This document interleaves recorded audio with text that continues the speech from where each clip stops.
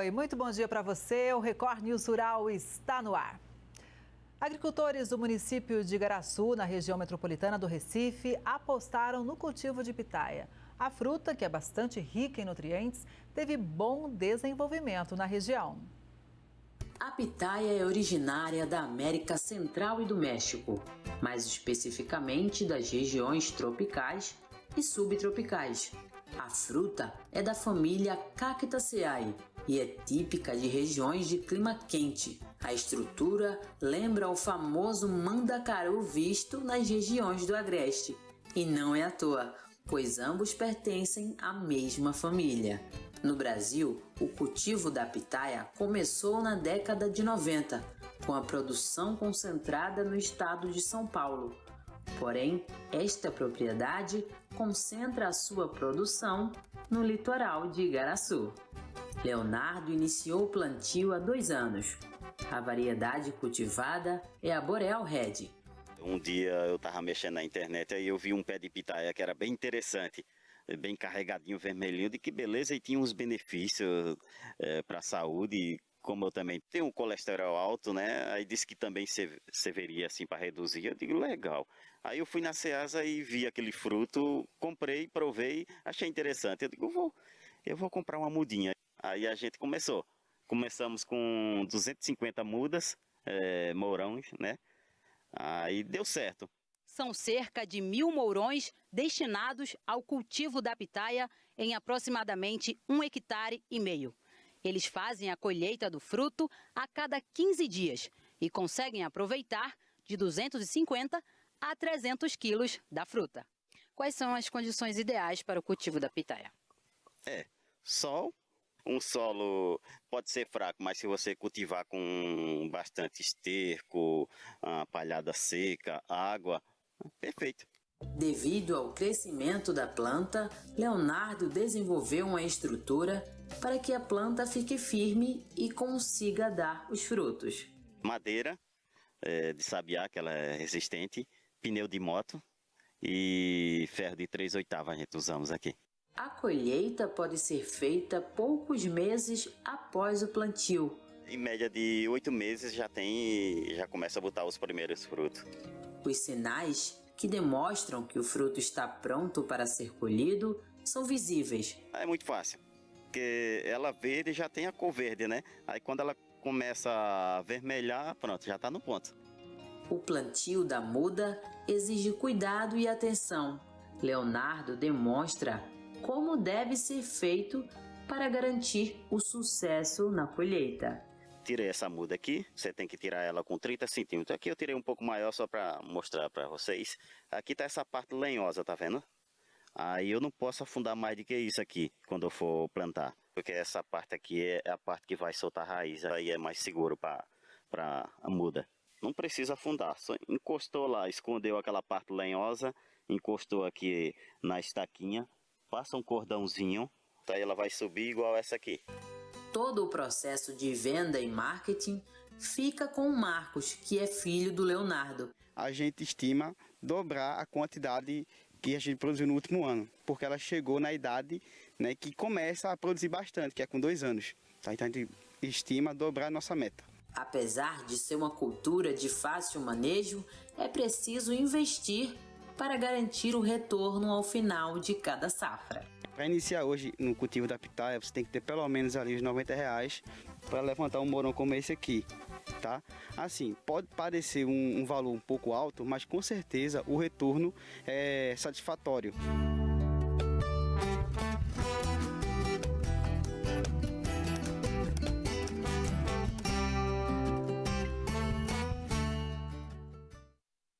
Uma empresa de Catanduva, no interior paulista, é pioneira na produção do Ramon, um tipo espanhol de presunto. O produto é feito do pernil traseiro do porco. O tempo de preparo chega a demorar mais de 1 ano. O corte preciso e milimétrico determina o sabor deste presunto na boca. Uma peça suína feita de forma artesanal. O Ramon, produzido na cidade de Catanduva, conquistou o Brasil. Estamos na empresa pioneira no Brasil na produção de um tipo de presunto espanhol, o Ramon. Aqui tem 10.000 peças no delicado processo de conservação. Durante meses, o clima e o tempo são verdadeiros artesãos, intensificando o sabor de cada peça de Ramon. Eles tinham casas de carnes aqui na cidade de Catanduva e montou um frigorífico de embutidos com salsicha, mortadela. E aí a família deles é oriunda de uma região de Salamanca, que é uma cidade que chama Guijuelo, que é o maior produtor de Ramon ibérico do mundo. E aí eles disseram, por que não tentar produzir Ramon no Brasil? E aí começou a fazer o Ramon no Brasil e a fábrica já existe há 58 anos. A produção do presunto segue 3 etapas: chegada do pernil, salga e cura. Todo o processo é natural, garantindo conservação e qualidade no sabor. Antes da chegada já tem várias seleções em relação à raça do porco, a alimentação do porco, o modo que esse porco é abatido, porque a gente tem toda uma preocupação com o bem-estar animal. Aí esse produto chega, passa uma outra seleção aqui e depois ele é colocado no sal grosso, mais nada, um sal marinho, sem iodo, sem nada. É o único produto que vai nele. E depois ele começa por fases de maturação, onde com 8 meses ele chega nesse secadeiro final que nós estamos, que aqui pode ficar até 2 anos, depende do tamanho da peça, da quantidade de gordura intramuscular que tem nele. O Ramon é preparado com pernis de raças suínas brasileiras e holandesas. Este chefe de cozinha, especialista no presunto, une técnica e paixão pelo produto. Para ele, é o cuidado na maturação que transforma o presunto em uma verdadeira joia da gastronomia. Eu abri uma primeira ramoneria do Brasil, então é um primeiro espaço dedicado a Ramon em São Paulo. Então Ramon para mim é o que eu costumo dizer. Meu primeiro emprego foi cortando presunto, eu corto presunto até hoje, mas é claro que o Ramon, além de ser um alimento, ele traz muita história.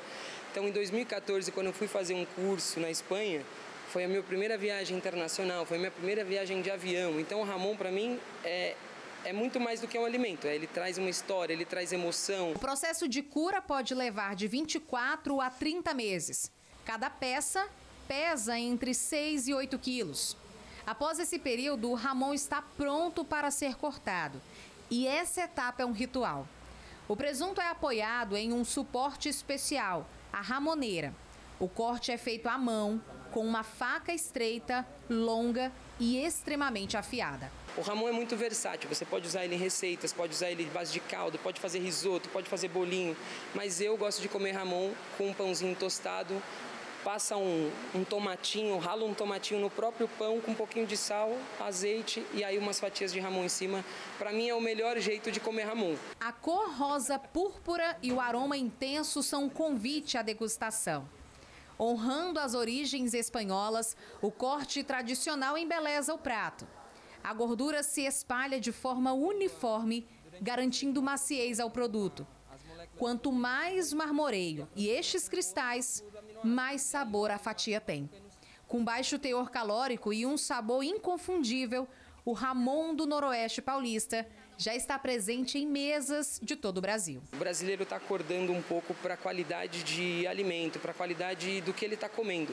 Então, quando você pega um presunto que não tem conservante, é só sal, é um processo, é uma carne que te traz, exato, é uma carne que não te afeta colesterol, é uma gordura boa, tem um tratamento do suíno diferenciado, alimentação, muda tudo. Então isso que a gente está comendo aqui é um alimento nutritivo, todas as vitaminas do complexo B, magnésio, zinco. Então quando a gente fala de presunto, quando a gente fala de Ramon, a gente está falando de qualidade de alimentação. Então acho que é tendência, as pessoas precisam descobrir isso do Ramon. Baixíssimas calorias e muito saciável, e as pessoas apreciaram e começaram a colocar no cardápio. 60% da nossa venda é São Paulo e o resto é o Brasil todo. Uma das grandes dificuldades enfrentadas pelo pequeno agricultor é a venda da produção. Em Sinop, Mato Grosso, um produtor rural e a mulher apostaram na conserva de alimentos e o negócio deu certo. A Lenise fabrica alimentos em conserva e possui uma grande variedade de produtos em sua cartela. Tudo começou durante a pandemia, quando ela vendia produtos para cabelo e ficou impossibilitada de trabalhar devido ao lockdown. Ela e o marido, que era operador de máquinas, se mudaram para um sítio em Sinop e decidiram viver daquilo que produziam, começando pelas hortaliças e algumas verduras e legumes. Mas o casal enfrentou dificuldades para comercializar os produtos na região. E com isso, vê as dificuldades, nem sempre tudo aquilo que você sonha não é a realidade. Aí você se depara, né, com a realidade, que não é tão fácil. Aí, quando eu estava achando que tinha um produto bom para vender, ainda veio um granizo que destruiu todas as abobrinhas. Aí eu fui dormir falando assim, meu Deus, e agora? O que vai ser, né? O único produto que eu tinha para vender ainda estragou. E com isso começou o negócio das conservas, né?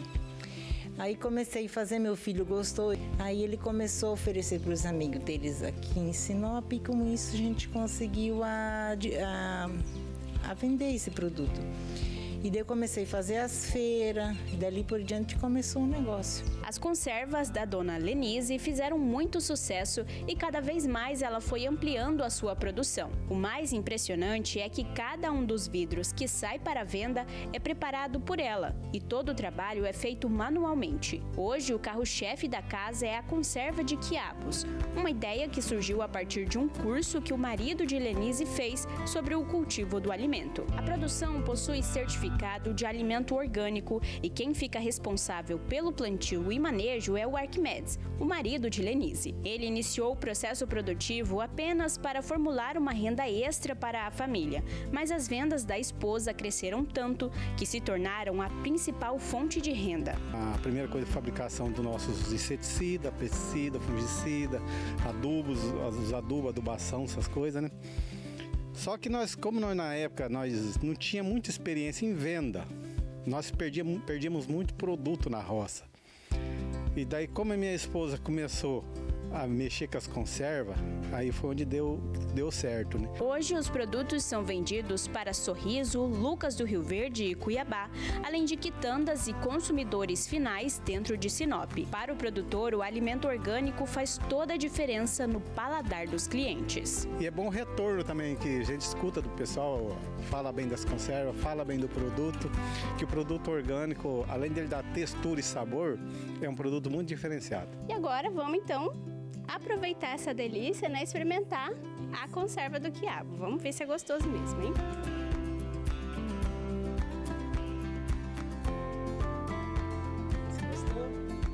Você gostou da conserva? Uma delícia. Aprovadíssimo. Ele lembra um pouco um pepino até, né? Fica super crocante. Isso, é verdade. Muito bom, gente. Tá aprovadíssimo. Vou pegar mais um. O faturamento do setor de máquinas e equipamentos cresceu 19% em janeiro. E segundo a ABMAQ, a venda no mercado doméstico impulsionou esse resultado. E o setor agro, como contribuiu para esse cenário todo, hein? Para entender melhor, eu converso agora com Pedro Estevão de Bastos, que é presidente da Câmara Setorial de Máquinas e Implementos Agrícolas da ABMAQ. Bom dia, Pedro. Seja muito bem-vindo ao Record News Rural. Bom dia. Muito obrigado pela oportunidade de conversar com vocês. Pedro, gostaria que você contasse para a gente, primeiramente, para a gente entender esse cenário todo, principalmente esse resultado expressivo de janeiro, né? Qual foi a contribuição das máquinas e equipamentos do nosso agro? Para a gente entender o cenário todo, é bom a gente voltar para 2024. 2024, para a venda de máquinas agrícolas, foi um ano muito ruim. As vendas caíram 20%, 24% quando comparado a 23%, isso, a gente está falando de faturamento. E essa queda se deveu basicamente a 4 coisas, tá? Primeiro, nós tivemos o fator principal, que a gente teve uma seca muito grande na safra de verão 23 e 24, isso diminuiu muito a produtividade do agricultor e diminuiu a rentabilidade. Outro fator foi que o preço das commodities, principalmente soja e milho, caiu em 24 e também derrubou a rentabilidade. O terceiro fator que o plano safra, que você tem linhas de financiamento para máquinas agrícolas, as principais linhas é o Moderfrota e o Pronamp, eles duram só 6 meses. Depois de 6 meses, o pessoal vai ao mercado. E o juro bastante alto o ano passado. E o último fator foi que o 24 a gente não teve aumento de área. Então, os outros anos a gente tinha um mercado de reposição, ou seja, as máquinas ficam velhas e o pessoal repõe a máquina. E mais um mercado de expansão. Você tem sempre, se você pegar 2019 até 2023, a gente teve uma expansão muito grande da área plantada, em torno de 15 milhões de hectares. Isso é muita terra e não tem máquina sobrando. Então, quando você aumenta a área, você tem que comprar máquinas. E isso não ocorreu em 24. Então, esses 4 fatores derrubaram bastante as vendas de máquinas o ano passado. Tá? Para esse ano, vamos dizer assim, a Câmara, os associados da Câmara da BIMAC estavam prevendo um aumento de 8,2% no faturamento desse ano, de 25 em relação a 24, ou seja, uma melhora em cima de 24.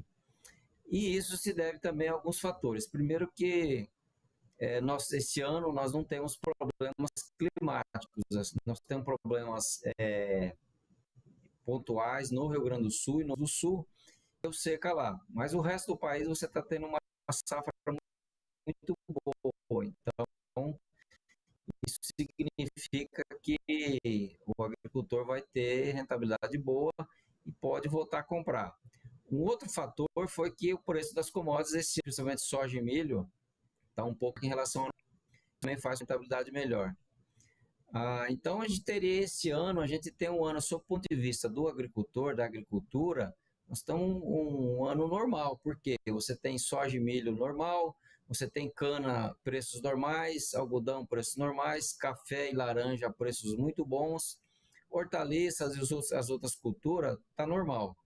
A única coisa que está, vamos dizer assim, não está muito boa, que deve segurar as compras dos agricultores, é a taxa de juros. Mais uma vez, o plano em julho e no ano que vem. E ele praticamente já acabou. Você não tem mais Moderfrota, você tem um pouco de Pronaf. E agora você começa as feiras no primeiro semestre de 2025 praticamente sem recurso do Plano Safra. E aí qual que é a opção? Ou você ir ao mercado, que o juro está muito caro, hoje está em torno de 20% ao ano, é um juro caríssimo. Então, esse primeiro semestre, a gente acha que as vendas ficaram um pouco travadas em função dessa taxa de juro. Mas, como eu falei para você, tem muita rentabilidade. O MAPA soltou agora recentemente que o valor bruto da produção de 2025 deve crescer 9% em relação ao ano passado. Isso é muito dinheiro, nós estamos falando aí em 140 bilhões a mais no mercado de recursos. Então, isso deve alavancar as vendas. Então, nós temos duas forças, né? Uma boa rentabilidade, mais recursos no campo da atividade do agricultor, mas nós temos o juro caro. Então, para aqueles agricultores que não estão alavancados, que podem comprar à vista, irão fluir. Pode necessitar de financiamento, ele vai esperar julho, quando sair o Plano Safra, que aí vai ter recurso. Então, ponderando essas duas variáveis, a gente está com esse número de 8%. Aí, voltando a janeiro, né, na sua manchete, em janeiro nós crescemos, a venda de máquinas agrícolas cresceu 23% em relação a janeiro de 25 em relação a janeiro de 24. É um número um pouco fora, porque se a gente lembrar o ano passado, janeiro de 24, nós estávamos no auge da seca, né? Então, o agricultor estava lá com os grãos na lavoura e queimando, né? Então, o pessoal não ia comprar máquina. Então, janeiro do ano passado foi muito ruim em relação a vendas de máquinas. E agora, 2025, que é um ano basicamente normal, o pessoal voltou a comprar, por isso esse número bastante alto em janeiro. Mas isso corrobora um pouco com a nossa expectativa que 2025 seria melhor.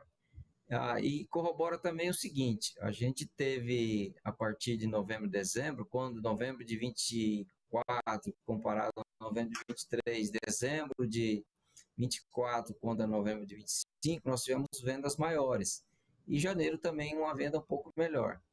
Nós estivemos recentemente no Paraná, em Cascavel, lá teve o Choveco, uma feira muito importante para o setor, e lá as vendas, as intenções de compras colocadas pelos agricultores já foram 6% maiores. Então, também estão corroborando com a nossa expectativa que 2025 seria melhor que 2024. E a gente torce muito para isso, né, Pedro, para que essa estimativa se confirme. Agora, só para a gente deixar bem claro aqui, né, obviamente que o que acontece lá no campo tem reflexo para a indústria. Então, se o campo está sofrendo com adversidades climáticas, com falta de crédito, obviamente os produtores compram menos máquinas e implementos. Mas o que a gente pode dizer, então, deste momento da indústria, desses resultados recentes? A indústria, ela realmente está tendo um ganho ou é um pouco uma compensação realmente do que ficou lá atrás, né, desse período complicado, desafiador? Eu diria para você que compensação, né? Para o telespectador ter uma ideia, nós batemos recorde de faturamento em 2022, foi 97 bilhões. Não, em 2022, você estava tudo a favor, você tinha preço bom, a lavoura foi boa, o juro estava barato e você tinha crescimento de área. Então, a gente falou 97 bilhões o setor em máquinas agrícolas. Só que a gente entendia que isso não é o normal do mercado, ou seja, o mercado não é todo ano que está tudo a favor. Aí em 23 a gente caiu para 76 bilhões, que a gente considerava um volume normal, e 24 a gente caiu para os 60 bilhões que eu comentei para vocês. Aí 24 é um volume normal, ou seja, o mercado não é nem 60 bilhões, nem 97 bilhões. É algo em torno de 70 bilhões. Então, a gente faturando 8% a mais esse ano, a gente chegaria a 66 bilhões. Ainda é um mercado um pouco baixo, mas a indústria está acostumada com essa flutuação. O mercado de máquinas agrícolas, ele flutua muito porque o preço das commodities também tem uma grande flutuação. Então, quando a gente bateu o recorde lá em 2022, o preço da soja estava lá em cima. Eu sempre falo soja e milho, porque soja e milho representa 60% do mercado de máquinas agrícolas. Então, voltando lá a 2022, o preço da soja no exterior bateu $17 o bushel, que é 27 quilos, é a medida lá no Chicago. E agora está em $10, ou seja, uma flutuação muito grande, 17 para $10 é uma flutuação muito grande. E isso são flutuações normais.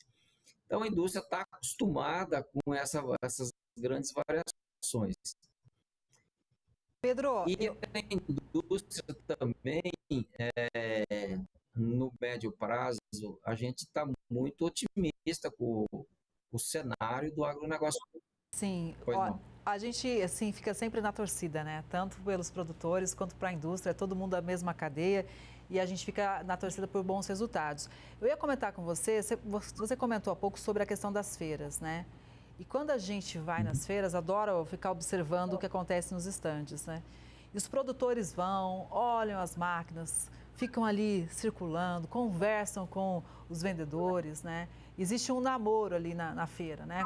Com aquele equipamento, né? O produtor já fica imaginando aquele equipamento trabalhando lá na propriedade dele. Obviamente que esse aquecimento de interesse que você comentou já é realmente um sinalizador que esse ano pode sim ser maior. Mas em relação ao pequeno produtor, ele está conseguindo também renovar os seus equipamentos, né? Eu pergunto porque hoje em dia a tecnologia é essencial. Como é que está em relação aos pequenos e até mesmo à agricultura familiar? Se você pegar o que o governo colocou de financiamento para o pequeno e o grande, a chamada agricultura empresarial e agricultura familiar, ele colocou muito mais dinheiro para a agricultura familiar. Tanto é que o Moderfrota, que é para a agricultura empresarial, já acabou e o Pronaf, que é para a agricultura familiar, ainda continua, ainda tem recurso. Então, o governo tem apostado muito na agricultura familiar, por quê? Você tem um contingente, socialmente ele é mais, vamos dizer assim, é mais bem-vindo, porque tem um contingente muito grande de agricultores e tem, vamos dizer assim, é onde você faz, assim, você produz produtos para alimentação básica nossa, né, no que vai lá na nossa mesa. Então, o governo é muito cioso quanto a você ter produtos para a mesa. Então, o governo tem realmente promovido bastante a agricultura familiar. Recentemente, a ABIMAC assinou um acordo de cooperação com o governo para a gente verificar, fazer uma verificação junto com a Embrapa, quais os produtos agrícolas que está faltando para a indústria familiar. Então, realmente, o governo tem apostado muito na agricultura familiar e a gente tem apostado muito nesse segmento. Sim, Pedro, e o outro ponto que eu gostaria de chamar a atenção aqui é como essas máquinas evoluem, né? Também ainda observando em feira, né, como o produtor fala, olha como mudou, olha como isso está mais moderno. Ou seja, quando o produtor consegue investir na tecnologia, ele traz muito mais eficiência para o campo, né, eficiência para o negócio. Sim, vamos dizer assim, as máquinas mais modernas hoje, ela tem uma diferença muito grande de performance em relação às máquinas antigas. Eu vou dar um exemplo para você. Se você pegar um pulverizador de última geração, tem vários fabricantes que conseguem colocar lá na máquina inteligência artificial, algoritmos que controlam a máquina. Então, você tem nessas máquinas a perda programada de defensivos de 2%. Essa máquina que não tem energia, uma máquina totalmente manual, essa perda aí pode chegar de 15% a 20%. Então, é uma diferença brutal. E isso em todas as atividades agrícolas. Se você tem uma máquina de colheita na última geração, ela perde menos. Se você tem uma plantadeira de última geração, essa plantadeira tem um stand melhor de plantio, ela pode fazer plantio diferenciado conforme o terreno. As adubadeiras, mesma coisa, ou seja, você economiza adubo se você tiver uma plantadeira bastante moderna. Ou seja, o agricultor compra tecnologia porque traz alguma vantagem para ele, seja econômica, agronômica ou de meio ambiente. Tá? Então, o pessoal compra a máquina moderna porque traz vantagens para ele. E isso a gente entende que chega ao infinito, porque quando você começa a colocar inteligência artificial e começa a colocar, mas assim, a máquina com tecnologia de computação na máquina, isso vai longe, você pode cada vez mais aprimorar. Então, as máquinas viraram como se fosse um grande celular, tá? As máquinas mais modernas, o software dela é como se fosse um celular, de longe você consegue atualizar essas máquinas e cada vez mais tem, assim, tecnologia embarcada que traz alguma vantagem para o agricultor. Olha, é muita tecnologia embarcada, é bonito demais a gente conferir de perto nas feiras, né? As máquinas impressionam. O grande show de cada feira realmente é poder observar as máquinas. Pedro, a gente está aqui sempre de portas abertas para vocês todos da ABIMAC, para você, sempre vamos acompanhar esses números, é importante, né? É um termômetro de como anda o nosso agronegócio. Estamos sempre de portas abertas. Um bom dia. Bom dia, eu que agradeço a oportunidade. Obrigada mais uma vez. E o Record News Rural de hoje fica por aqui. Obrigada pela sua audiência. A gente se vê no próximo programa. Até lá!